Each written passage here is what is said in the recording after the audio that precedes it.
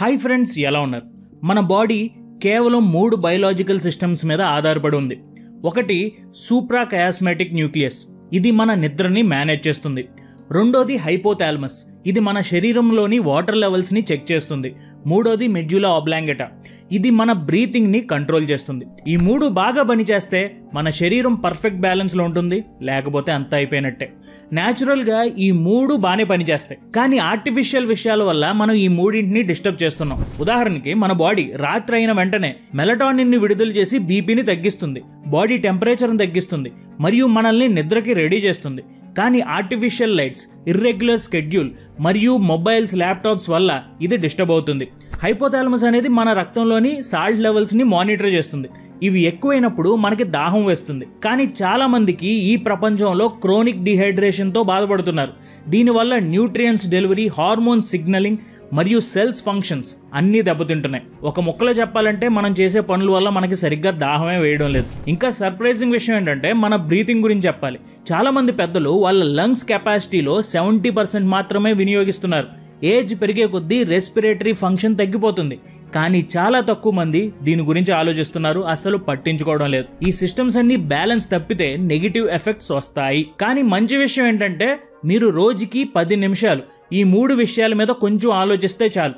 Sleep, drink and breath, ఈ 3 విషయాల మీద కాన్సన్ట్రేట్ చేస్తే చాలు. జస్ట్ 10 minutes అంతే, మన హెల్త్ సెట్ అయిపోతుంది, మన లైఫ్ సూపర్ హిట్ అవుతుంది. అండ్ అది నేను చెప్పడం లేదు, స్లీప్, డ్రింక్, బ్రీత్ అనే పుస్తకం చెప్తుంది. సో ఇంకా ఆలస్యం చేయకుండా ఈ పుస్తకంలోని మంచి పాయింట్స్ని ఒకసారి మాట్లాడుకుందాం.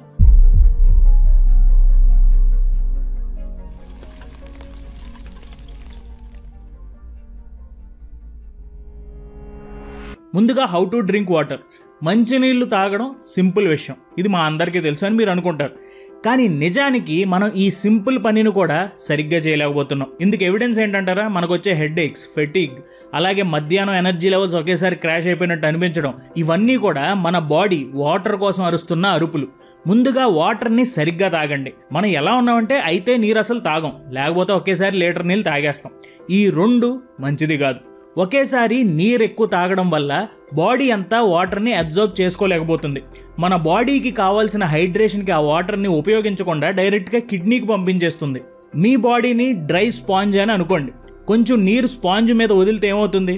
వాటర్ని అబ్జర్వ్ చేసుకుంటుంది. కానీ ఒకేసారి బకెట్ నీళ్లు పోస్తే నీళ్ళన్నీ బయటకు వచ్చేస్తాయి. మీరు తీసుకునే వాటర్ ఇంటేక్ మీ బాడీ విషయంలో ఇదే జరుగుతుంది. సో చాలా మంది చెప్తారు రోజుకి 8 గ్లాసెస్ నీరు తాగాలి అని. అండ్ మనం కూడా చాలా వీడియోస్లో చెప్పాం. కానీ ఇంకా డీటెయిల్డ్గా అసలు ఎంత వాటర్ తాగాలి అని ఆలోచిస్తే వెయిట్ మరియు యాక్టివిటీ లెవెల్ ఆధారంగా మనం వాటర్ ఇంటేక్ని తీసుకోవాలి. అసలు వాటరే తాగడం లేదు, ఎలా మొదలు పెట్టాలి అంటే మినిమం రోజుకి 8 గ్లాసులు ఆర్ 2.5 లీటర్ వాటర్స్ తీసుకోవడం అలవాటు చేసుకోండి. అండ్ ఇంకా డీటెయిల్డ్గా కావాలి అంటే 35 ml పర్ కిలోగ్రామ్ చొప్పున క్యాలిక్యులేట్ చేసుకోండి. అంటే మీ బాడీ వెయిట్కి ప్రతి కిలోగ్రామ్కి 35 ml చొప్పున క్యాలిక్యులేట్ చేసుకోండి. అంటే ఒక 80 kg ఉండే అతను 2.8 లీటర్స్ వాటర్ తాగాలి. అండ్ అంతేకాదు, మీరు కనుక వర్కౌట్ చేస్తున్నారనుకోండి, మళ్ళీ లెక్క వేరుంది. మీరు కనుక 80 kg ఉన్నవారైతే అరగంట ఎక్సర్సైజ్ చేసిన తర్వాత 355 ml వాటర్ తాగడం మంచిది. అంటే ప్రతి అరగంటకి 355 ml వాటర్ తాగడం మంచిది మీరు వర్కౌట్ చేస్తున్న టైంలో. అండ్ ఆల్సో మీరు వాటర్ తాగే టైమింగ్ కూడా చాలా ముఖ్యం. మీ డైలీ వాటర్ ఇంటేక్ని 5 స్ట్రాటజిక్ పాయింట్స్తో బ్రేక్ చేయండి. మార్నింగ్ లేవగానే, మిడ్ మార్నింగ్ అంటే బ్రేక్ఫాస్ట్కి మధ్యాహ్నానికి మధ్యలో, అలాగే లంచ్ టైంకి ముందు, అలాగే సాయంత్రం 5ంటికి, అలాగే డిన్నర్ ముందు అంటే నిద్రకి 2 గంటల ముందు. ఈ 5 పాయింట్స్ నేను చెప్తుంది ర్యాండమ్ కాదు, ఈ పుస్తకంలో రచయిత చెప్తున్నారు. అవి మీ న్యాచురల్ బాడీ రిథమ్స్తో అలైన్ అవుతాయి.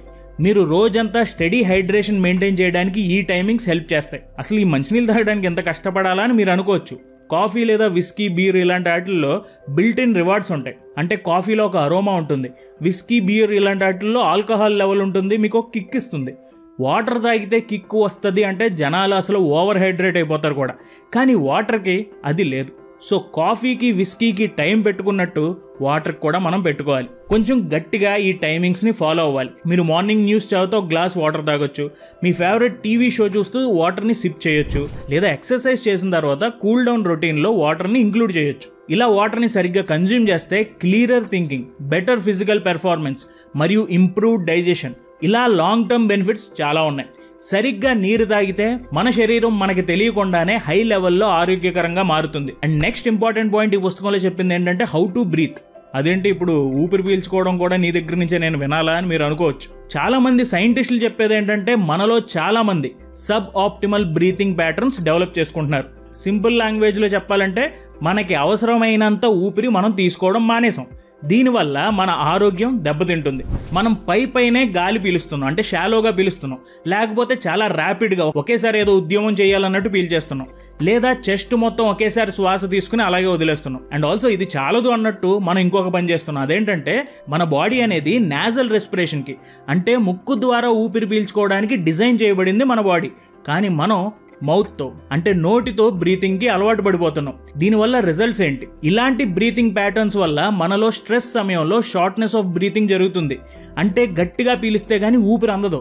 అంతేకాదు, ఇలాగే గనక మనం బ్రీతింగ్ని పట్టించుకోవడం మానేస్తే మన ఆలోచించే స్పీడ్ కూడా తగ్గిపోతుంది, మన ఇమ్యూన్ సిస్టమ్ కూడా కాంప్రమైజ్ అయిపోతుంది. మరి ఏం చేయాలి?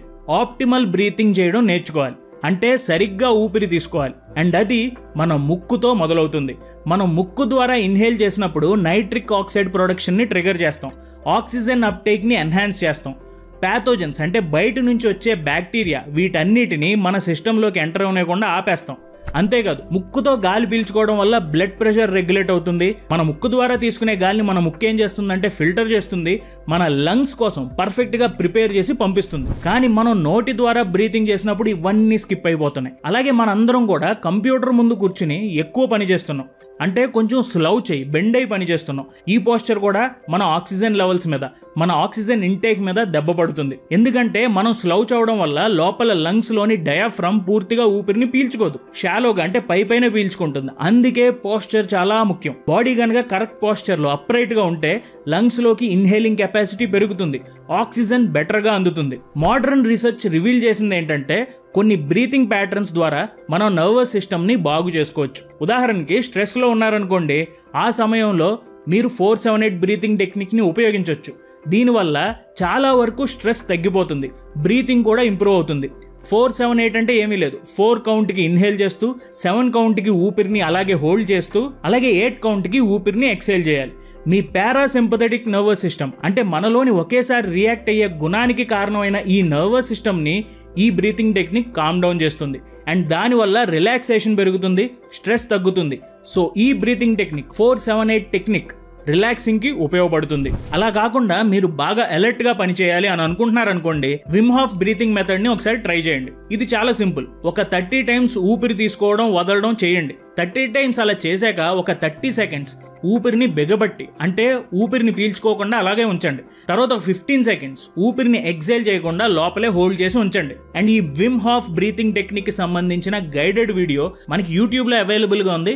దానికి సంబంధించిన లింక్ నేను కింద డిస్క్రిప్షన్లో పెడతాను. అండ్ ఈ బ్రీతింగ్ మెథడ్ వల్ల టెంపరీగా ఎనర్జీ మరియు మెంటల్ క్లారిటీ బూస్ట్ అవుతుంది. ఈ 2 బ్రీతింగ్ టెక్నిక్స్ని రోజు ప్రాక్టీస్ చేస్తూ మీ బాడీకి కావాల్సిన ఆక్సిజన్ని మీరు ఇవ్వండి, మీరు ఆరోగ్యంగా ఉండండి. నెక్స్ట్, ఈ పుస్తకంలో నాకు బాగా నచ్చిన పాయింట్ పవర్ డౌన్ అవర్. ఈ పుస్తకంలో బెడ్ టైం కి ముందు ఒక పవర్ డౌన్ అవర్ క్రియేట్ చేయమని పుస్తక రచయిత చెప్తున్నారు. ఈ పవర్ డౌన్ అవర్ ని 3 20 నిమిషాలుగా డివైడ్ చేయండి. మొదటి 20 నిమిషాలు మిమ్మల్ని మీ డైలీ పనుల నుంచి రిలీజ్ చేయడానికి యూజ్ చేయండి. అంటే మీ స్పేస్ని క్లీన్గా ఉంచుకోవడానికి, రేపు ఇంపార్టెంట్ టాస్క్ ఏమైనా ఉంటే దాని గురించి ఇప్పుడే 20 నిమిషాలు దాని గురించి ఆలోచించడానికి, లేకపోతే ఆ పని చేయడానికి, లేకపోతే మీరు ఉదయం జిమ్కి వెళ్ళాలనుకోండి, దానికి సంబంధించిన బట్టలు షూస్ అన్ని రెడీగా పెట్టుకోవడానికి, లేదా రోజు మొత్తం మీరు రెస్పాండ్ అవ్వని అర్జెంట్ మెసేజెస్కి ఇప్పుడు రెస్పాండ్ అవ్వండి. ఇక్కడ కీ విషయం ఏంటంటే, రాత్రి మీరు నిద్రపోయే ముందు మీ మైండ్లో అనిపిస్తుంది ఈ పనులు చేసి పడుకుంటే బాగుంటుందని. అలాంటి పనులన్నీ ఈ 20 నిమిషాల్లో కంప్లీట్ చేయండి. మధ్యలోని 20 నిమిషాలు పర్సనల్ కేర్ కోసం, అంటే మీ రూమ్ బ్రైట్ లైట్స్ కాకుండా వార్మర్ లైట్స్తో ఉంచుకోండి. అలాగే నిద్రపోయే ముందు వార్మ్ షవర్ తీసుకోండి, అంటే కొంచెం గోరువెచ్చని నీళ్ళతో స్నానం చేయండి, చిన్నగా స్ట్రెచ్చింగ్ చేయండి. అలాగే కంఫర్టబుల్ స్లీప్ వేర్ వేసుకోండి. స్కిన్ కేర్ కావాల్సిన రొటీన్స్ ఏమైనా ఉంటే అది ఫాలో అవ్వండి, క్రీమ్స్ ఆర్ ఆయిల్స్ రాసుకోండి. మీ బాడీ అండ్ మీ మైండ్ నిద్రకి అప్పుడు రెడీ అయిపోతుంది. And last 20 minutes genuine relaxation కోసం వాడండి. ఫోన్ స్క్రోల్ చేయడం ఇలాంటి ఆర్టిఫిషియల్ రిలాక్సేషన్ కాదు. ఏదైనా లైట్ రీడింగ్ చేయండి, ఫిజికల్ బుక్ ని చదవండి, బ్రీతింగ్ ప్రాక్టీస్ చేయండి, కామింగ్ మ్యూజిక్ వినండి, లేదా సింపుల్ మెడిటేషన్ చేయొచ్చు. మీరు రిలాక్సేషన్ ని ఫోర్స్ చేయడానికి ప్రయత్నించడం లేదు. దానికి బదులుగా మీరేం చేస్తున్నారంటే ఆల్రెడీ రిలాక్సేషన్ ని క్రియేట్ చేస్తున్నారు మీ స్పేస్ లో. మీకు మీరు సరిపోయేంతగా స్టిల్నెస్ అండ్ కామ్నెస్ ఈ 20 నిమిషాల్లో ఇస్తే న్యాచురల్ గా మెంటల్ క్లారిటీ పెరుగుతుంది, హ్యాపీ నిద్ర వస్తుంది. అండ్ లాస్ట్, ఈ పుస్తకంలో నాకు బాగా నచ్చిన point, deal with your sleep. మనం దిండు మీద తలబెట్టి నిద్రపోయే ముందు మన రూమ్ ఎలా ఉండాలి? ఈ పుస్తకం స్లీప్ డ్రింక్ బ్రీత్ ప్రకారం మన రూమ్లోని టెంపరేచర్ 18 degrees నుంచి 20 degrees సెంటిగ్రేడ్ మధ్యలో ఉండాలి. ఇది ర్యాండమ్గా పుస్తకంలో చెప్తున్న పాయింట్ మాత్రమే కాదు. మీ శరీరం నిద్రకి రెడీ అవుతున్నప్పుడు స్వాభావికంగా అంటే ఆటోమేటిక్గా కూల్ డౌన్ అవుతుంది. సో మన రూమ్ కొంచెం చల్లగా ఉండటం వల్ల ఆ ప్రాసెస్ ఇంకా ఈజీ అవుతుంది. అండ్ మన సిటీస్లో కంప్లీట్ డార్క్నెస్ సాధించడం అనేది చాలా కష్టం.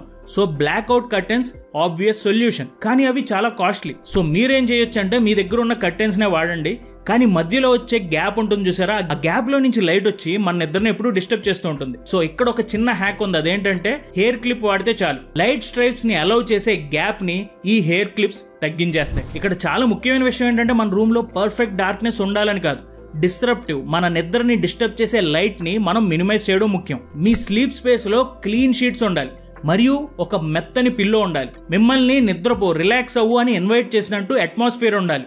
అలాగే మీ రూమ్లో సౌండ్ ఒకసారి చెక్ చేసుకోండి. ఉదాహరణకి ఒకసారి హోటల్కి వెళ్ళినప్పుడు అక్కడ రూమ్లో ఫ్యాన్ లేదు, కేవలం ఏసీ మాత్రమే ఉంది. రూమ్ అంతా చాలా క్లీన్గా ఉంది, టెంపరేచర్ కరెక్ట్గా ఉంది, అయినా సరే నాకు నిద్ర రావడం లేదు. దానికి కారణం ఆ రూమ్లో ఎలాంటి సౌండ్ లేకపోవడం. నాకు యాక్చువల్గా రూమ్లో ఫ్యాన్ తిరిగే సౌండ్ అలవాటైపోయింది అండ్ ఈ రూమ్లో ఆ సౌండే లేదు. అప్పుడు యూట్యూబ్లో నేను సీలింగ్ ఫ్యాన్ సౌండ్ పెట్టుకుని నిద్రపోయాను. చాలామందికి సైలెన్స్ బెస్ట్ అయినప్పటికీ కొందరికి కన్సిస్టెంట్గా బ్యాక్గ్రౌండ్ నాయిస్ ఉండాలి. దీన్ని కొంతమంది వైట్ నాయిస్ అని కూడా అంటారు. ఎందుకంటే ఈ white noise unpredictable environmental sounds ని తగ్గిస్తుంది. బాగా సైలెంట్ గా ఉన్నప్పుడు చిన్న చిన్న సౌండ్స్ కూడా మనల్ని డిస్టర్బ్ చేస్తాయి. సో అందుకే ఇలాంటి చిన్న సౌండ్స్ పెట్టుకోవడం మంచిది. చివరగా మీ బెడ్రూమ్ ని ఒక డెడికేటెడ్ స్లీప్ స్పేస్ గా ఉంచుకోవడానికి ప్రయత్నించండి. వర్క్ మరియు ఇంటెన్సివ్ డిస్కషన్స్ ఈ బెడ్రూమ్ లో పెట్టుకోకండి.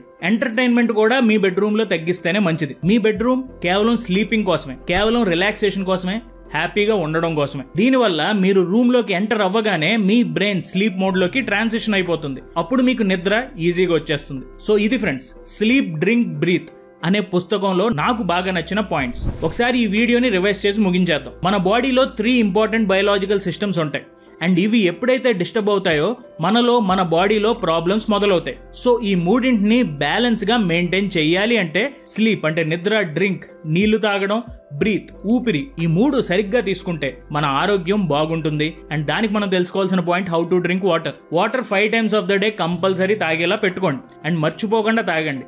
ఎంత తాగాలి, ఎలా తాగాలి అనేది డీటెయిల్గా చూడాలంటే ఒకసారి మళ్ళీ వీడియోలోకి వెనక్కి వెళ్ళి చూడండి. హౌ టు బ్రీత్, ఎక్కువగా ముక్కుతో ఊపిరి తీసుకోవాలి, నోటితో కాదు.